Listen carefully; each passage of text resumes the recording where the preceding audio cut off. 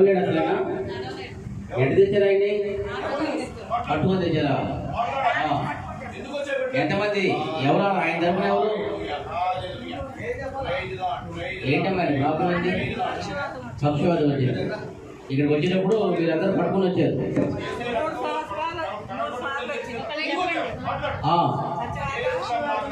పక్షవాదం వచ్చింది.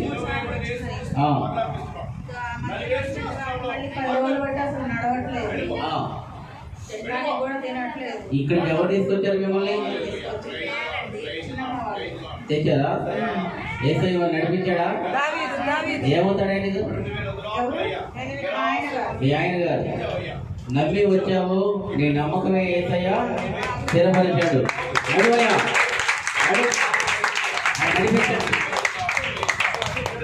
దేవుడు చాలా అద్భుతం చేశాడు మన పట్ల.